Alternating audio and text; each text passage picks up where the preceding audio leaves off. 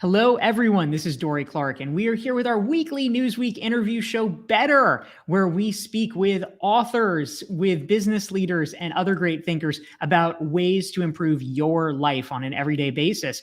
And today's guest is Caleb Gardner. Caleb is the author of a new book that came out last August. It's called No Point B. And let me give you the killer subtitle here. No Point B, Rules for Leading Change in the New Hyper-Connected, Radically Conscious Economy. We're going to parse all of that. Caleb Gardner, welcome. Thanks so much for having me. It's so fun to be here with you. Amazing. We're so glad to have you here. And hello to everyone who is tuning in and joining us live. Please feel free to type into the chat box and let us know who you are and where you are dialing in from. And we will also be taking your questions for Caleb throughout. So please feel free to plug them in. Now, Caleb, one of the things that we have in common is a background in politics. And I know for multiple years, you were the head, while President Obama was in office, you were the head of digital strategy for his online arm, political advocacy arm, Obama for America. Now, these days you are doing consulting for organizations, for-profit and non-for-profit, but that's a pretty formative experience running political advocacy and trying to steer that ship. So I'm actually curious, as you think about how, the lessons that you have derived from that. I mean, this is kind of being, right in the thick of the fire here. What did you learn about digital strategy and how to steer public opinion when you were doing it at the presidential level? How, in other words, how do we manipulate the masses, Caleb? What do we need to know? Oh, I wouldn't go as that far. I'll just say we were manipulating anyone, but I do think that we were, it's funny because coming into working for the president, I came from a more for-profit background. I was coming from Edelman, working on Fortune 500 brands and, really kind of convincing them to open Facebook pages back in the day. Now I'd probably be trying to convince them not to, but that's a whole other story. But I was able to bring in some of this knowledge of, managing these accounts at scale and really brand building to something that had already had a lot of success. I joined the president's team in 2013. So they were coming off of the 2012 campaign. The 2012 campaign was really formative in terms of social media and how it affected politics. So I felt like I was really standing on the shoulders of giants and lots of smart people who had come before and helped the president build this digital infrastructure that I then just got to be a part of and kind of take over and innovate in new and different ways. One of the ways that I feel like we did that is applicable to the work that I'm doing today is we really put an emphasis on digital organizing as it relates to policy making, as it relates to governing. So we didn't just have these big megaphones of the Barack Obama accounts, though obviously those were important. We also had state-based accounts. We also had volunteer accounts. We had this distributed infrastructure of people who were helping us make change, helping us, help enact the president's agenda every day. And I think that approach of messaging, and strategy from the top and organizing, listening to people from the ground up is something that, really was influential for me and is something that I have brought into the work that I'm doing now. That's great. Thank you very much. We're here with Caleb Gardner. He's the author of the new book, No Point B. This is Dorie Clark in our weekly Newsweek interview show, Better. And we want to say hi to some of our amazing guests tuning in from around the world. Cheryl is back from Minneapolis, St. Paul. We've got Peter back in Edinburgh. We've got Russell is in Calgary. Carolyn's here from North Carolina. Tom is joining from Hamburg, Germany. Sandy's in Dublin. Wow. We've got Paulina in Cleveland, Haley in Dallas. We're so glad to have all of you and more. Now, Caleb, something that I'm curious about, a lot of times I think people misconstrue digital strategy as just literally like, oh, make some TikTok videos or something really super tactical. You were talking about digital strategy at a much higher level. What does it look like at a high level to think about digital strategy and how, as an organization, you can be deploying that effectively? Yeah, well, I think there's some misconceptions that when we talk about digital strategy, one, that it's something that younger people naturally do better. I think that in lots of ways, younger people are more digitally native and more have a better ear for good content. than a lot of older generations like me. I, for one, am really glad that TikTok was not as prominent when I was running social media for the president, didn't have to worry about it. But now, I think this is a generation that is used to remixing content, building on each other, building on each other's ideas in super interesting ways. That's the most fun thing about TikTok for me as just a user. But I think that there is some value in being able to connect it to a larger strategy, whether that's a larger business strategy, or for us, when I was working for the president, the larger, political and policy goals. And I also think that there is value in being able to look at kind of the arc of history of technology and say, what does this mean about us as humans, that we've been given this kind of power to organize at this scale, that we've been given this power to communicate at scale? And what are the implications for how we should be responsible with that power, and where we should think about where we are contributing to a larger ecosystem that is either becoming toxic or becoming something that, organizes people towards something more positive. And so people who work in digital strategy today have this weird responsibility to connect it back to an older kind of bureaucratic infrastructure of a larger organization, while having their ear to ground about what's new and hot and fun, while trying to say, like, what are the things that aren't going to change? What does this say about us as humans that we are even drawn to this, so that they can forecast a little bit about where it could go in the future? It's a really hard mix of lots of different kinds of skill sets, but it's really fun and interesting and kind of keeps you on your toes. That's why I've always been attracted to it. That's great. Thank you very much. This is Dorie Clark with Newsweek. This is our weekly interview show, Better, and we're here with our guest, Caleb Gardner. He's the author of the new book, No Point B. If you're enjoying the conversation, hit the like button, hit the share button, so that your friends can benefit from it as well. We want to say hi to Zeke. He's tuning in from San Benito, Texas. Francis is in Bogota. We've got Elna from Milan. We have a LinkedIn friend from Ottawa. Umberto is here from Guadalajara. Cheyenne is in Iran. Andy is joining from Toronto. Hey, Andy. I just talked to him yesterday. Jira is from DRC. I think that's Congo. Hey, man, good to have you here. Sushma's in India. We love having all of you type your questions for our friend Caleb Gardner into the chat box, and we'd love to hear them. Of the audience. That's so fun. I know we have the best audience. These are great folks tuning in, and they ask great questions too. So, Caleb, one thing, before we dive into audience questions that I'm curious about, you have a chapter in your book, No Point B, and you say the chapter is called "The Internet Makes Change Harder and Easier." Can you explain to us this paradox and what you mean by it? How do the internet and change relate to each other? Yeah, the conversation around the benefits of the internet and social media in particular tend to go into this binary of either it is going to revolutionize how we do everything, and technology, people get really excited about the future and thinking about what's possible. And, there's this techno optimism strain, which assumes that everything about technology is good and innovation for its own sake is good. To the point where it becomes almost like a religious fervor in some sectors where they believe in technology that hard. And then you've got the opposite end, where you've got this kind of Luddite strain of technology is ruining everything, social media has ruined everything, and we should all unplug and delete our accounts, and et cetera, et cetera. And there's some pretty prominent thinkers who have argued for that line of thinking.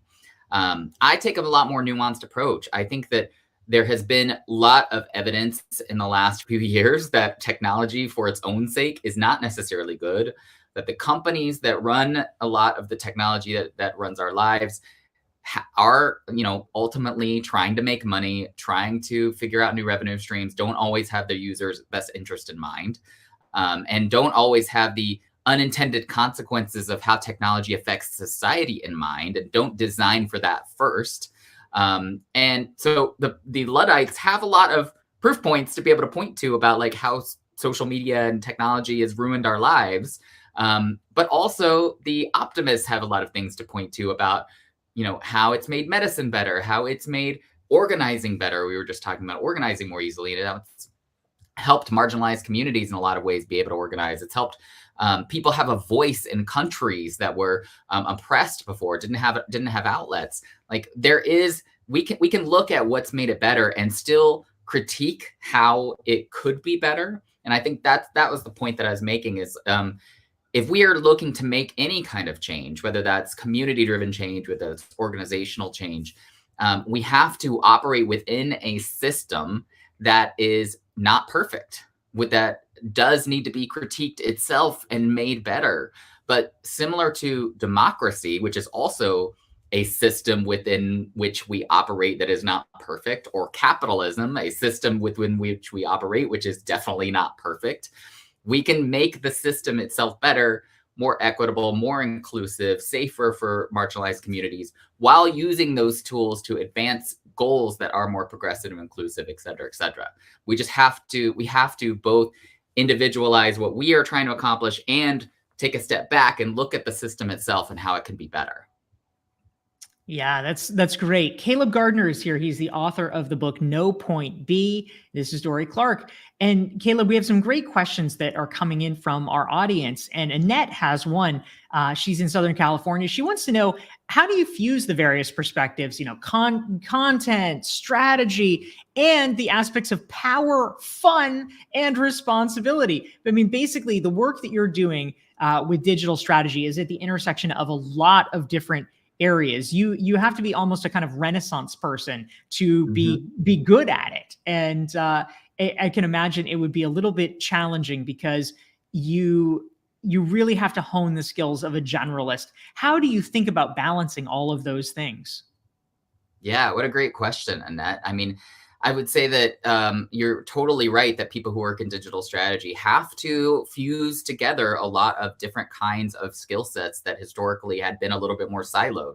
I think the one thing that has been true in my career as I've worked with people who like to lean in on the future and lean in on how do we use technology to make things better, is that they have a natural curiosity to, what does this mean? What does TikTok mean for how we communicate? What does the iPhone mean for how we buy things? They're really interested and tend to lean in on just trying things and experimenting and getting things wrong. And I think that if I were to kind of put a bow around what makes a good digital strategist, I really think it's the ability to see into the future, try things, make the case for change within an organization that may not want to try things or may want more proof points, constantly be educating people, that you report to, and educating people that report to you about kind of best practices. It takes a lot of that change management type skill set to bring an organization along with you. And I think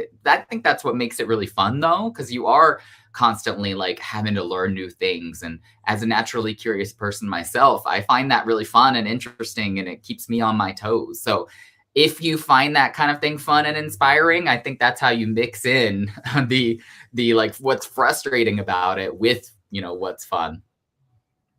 That's terrific. I'm Dorie Clark. This is our guest, Caleb Gardner, author of the book No Point B. We want to say hi to some of our amazing friends tuning in from around the world. We've got Christoph in Poland. We've got David in Brazil. Minu is in North Carolina. Guy is in South Africa. Hi to Vahida from UAE. Emmanuel's here. We've got Nafisa from Iran. DT is in Rochester. And yes, I did get your book. Thank you, DT. Madeline's in Erfurt, Germany. Essam is in the UAE. Luca's in Milan. Fazil is joining also from UAE. Very good showing, UAE. We are impressed with you this week. So we love having all of you here, and some great questions have come in, Caleb. We want to highlight some of them. Anna wants to know about innovation. Peter Drucker once remarked, "Innovate or die."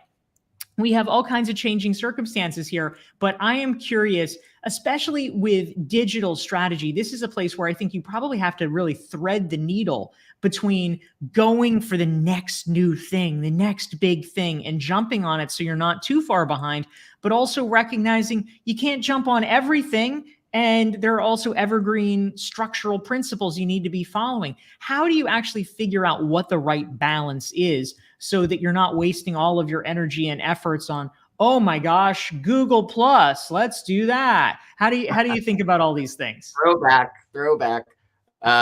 Anna, this is exactly the right question to ask, and this is exactly the right question that every leader should be asking, I believe, because the point that I make in No Point B, the whole reason it's called No Point B, is that we have to be constantly changing, and we have to be building an organizational capability to constantly be doing things differently, and that when we see that as a core competency and not something that we just do every once in a while, we become a lot better as an organization at trying new things, at integrating new data points, at changing our jobs and training our new workforce. We become a lot more adaptable and able to innovate. So I absolutely believe that we have to innovate or die, just like Peter Drucker said. But I think what happens is that we tend to outsource innovation. We tend to make skunkworks teams, or we tend to have people who, it's their job to innovate and the rest of us are just kind of doing business as usual. I think that's the wrong way to think about innovation.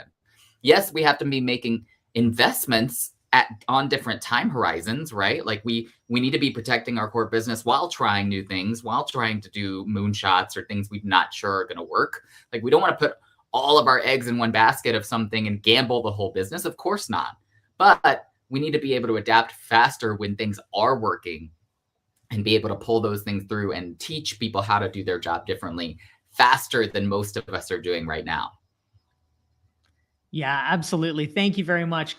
We have Caleb Gardner, author of No Point B. If you're enjoying this conversation, hit the like and hit the share button. You can learn more about Caleb and his book at calebgardner.com. And if you want to make sure you never miss one of our weekly Newsweek interview shows, just go to my website. It's dorieclark.com. You can sign up, download a free self-assessment. You will join our email list and you'll get reminders about things like this. Now, a great question, Caleb, came in from Guy. He is asking the question everybody's been talking about for the past month. He wants to know, what do you think about ChatGPT-3? AI is taking over, right? So what does this mean? And how will they affect the content writing industries? For anyone who has been in marketing, in advertising, in branding, in social content creation, all of a sudden we have a tool that actually does a pretty decent job, sometimes an even more than decent job, at creating the things that were so painstakingly crafted by very well-educated humans. What do you make of all this? Yeah, and my wife teaches art, so we actually have talked about this on the generative art side as well, which is having a huge impact. And so as a writer, I have thought a lot about the impact of ChatGPT and experimented with it a little myself, like seeing like, okay, I want to write a blog post about this topic. How well can ChatGPT do that? What we found is that it does it almost as well as a typical, let's say, average writer can do. There are factual inaccuracies that it's still pulling through that you have to gut check. There's obviously like, you have to make sense of the idea. Like, is it saying things that make sense? Is it pulling it through the entire way? I think for the most part, it does. It's very impressive. I think what's interesting is to think not about it replacing the writing process or replacing it completely. I think it's interesting to think about it, at least right now, from it solving a little bit of the blank page problem. Like me, when I sat down to write my book and was staring at, like, okay, I've got to write a chapter on this topic. I've got my outline, like sometimes it's like pulling teeth when you're trying to write. Like it is painful. Like sometimes it just flows and sometimes you're like, what do I even want to say here?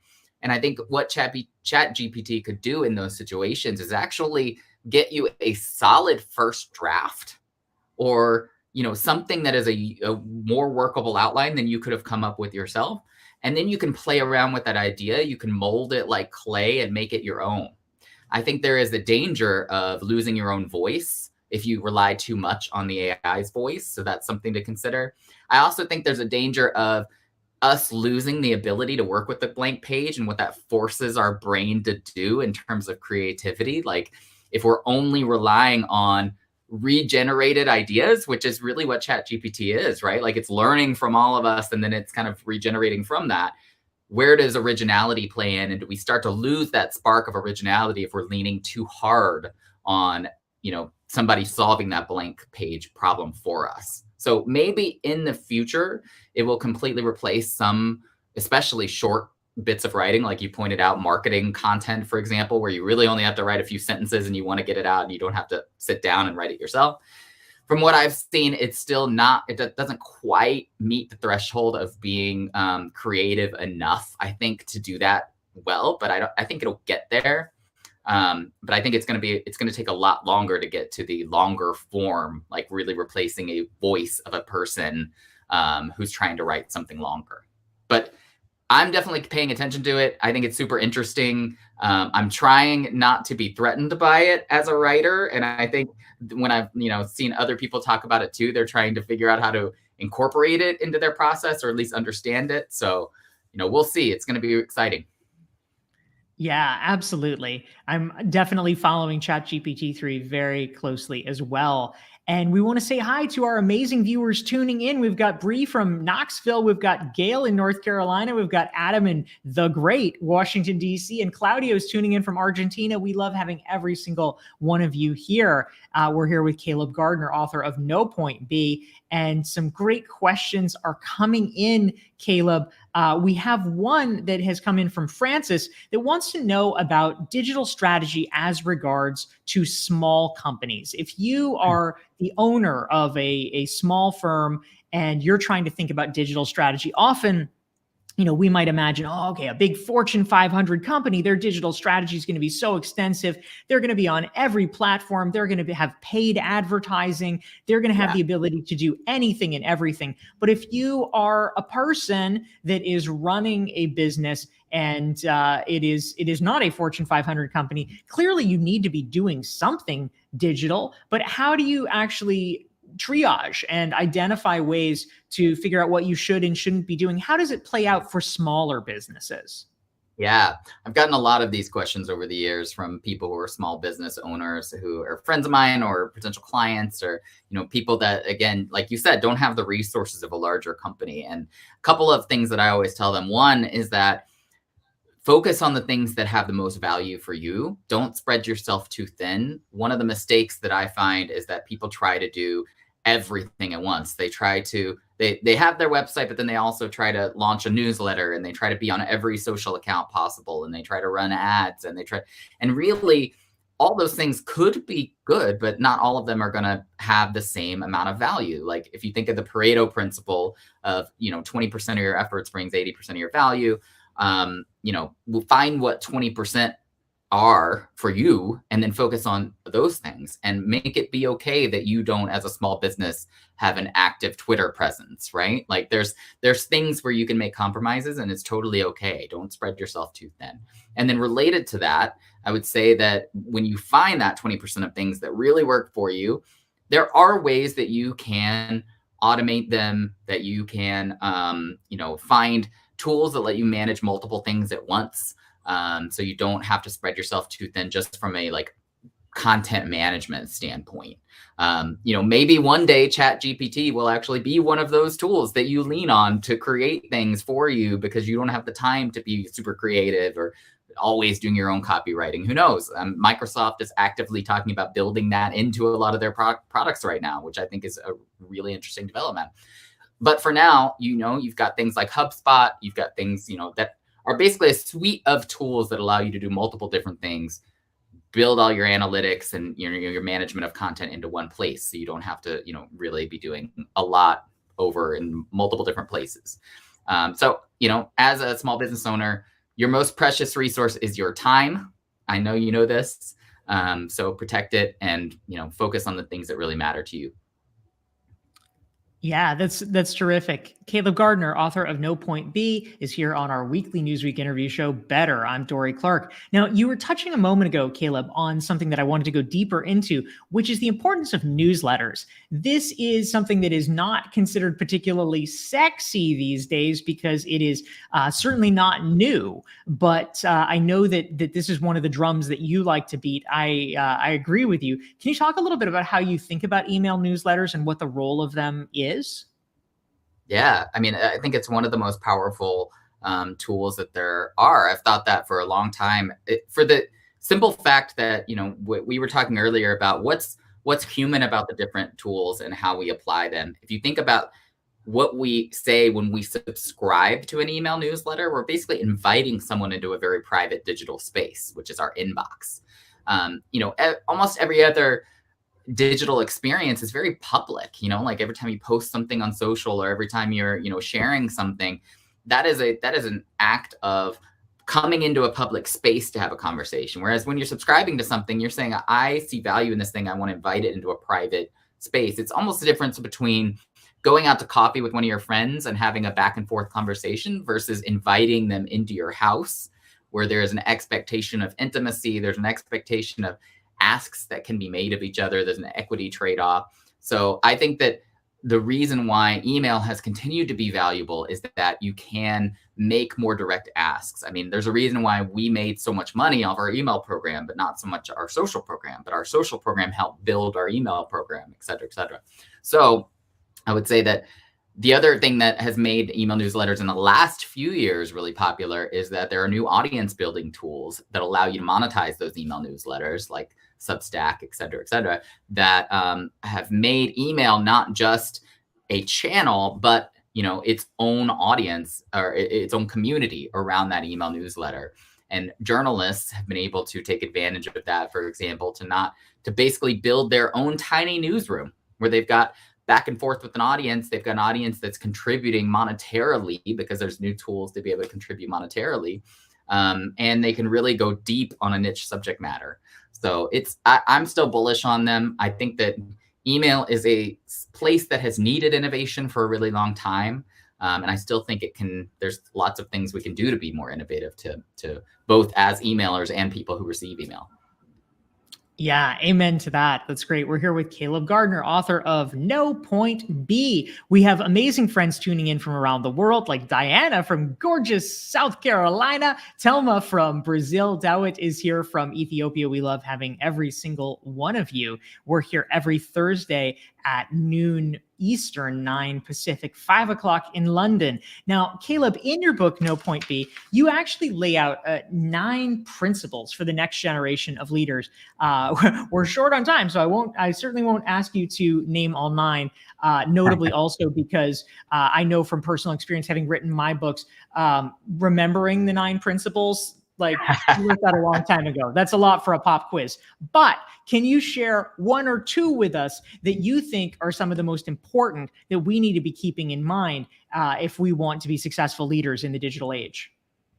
Yeah, I mean, one of the ones that you called out was just, building an appropriate box for the internet and technology in general as being change makers. But the other one that I will point out that is related to that actually is the importance of narrative. As organizers in the political space, we talk about narrative a lot in terms of how we talk about ourselves, how we talk about the issue, how we talk about how we all have to do this together and we all have to pitch in, and creating a theory of change for why you doing this specific action is going to contribute to this larger outcome. These are all things that we think about on an individual basis as we're talking to people. And our job was to translate those to a larger content strategy that could tell that story over time through thousands of pieces of content about specific issues. And as business leaders, big and small, we have those tools to be able to create that narrative now. But it takes a lot of effort and intentionality. And it takes a lot of pulling through, really, really being settled on what your story is, and then pulling that through in big and small ways through lots of pieces of content. The other underappreciated part of it that I call out in the book is that we need to be doing that for the people who work for us too. We need to be telling the story to our own employees, our own team members, our own people in our community, because they actually, we often just underappreciate how much they need to be persuaded we're moving in the right direction too, or how much what they're doing matters to that larger mission. We put all of this effort into external communication, and we often underappreciate how much internal communication is going to keep us all rowing in the same direction. We need to build that narrative for our own people just as much as we're building it for all our external stakeholders. Such an important point. We have been here with Caleb Gardner. He is the author of the new book. It came out just last year. It's called No Point B. And you can learn more about Caleb. Check out his book. Check out his work at calebgardner.com. Caleb, thank you so much for being here. Thank you so much for having me. This has been an amazing conversation. Love the audience from all over the world and want to keep in touch with many of you. So please do reach out.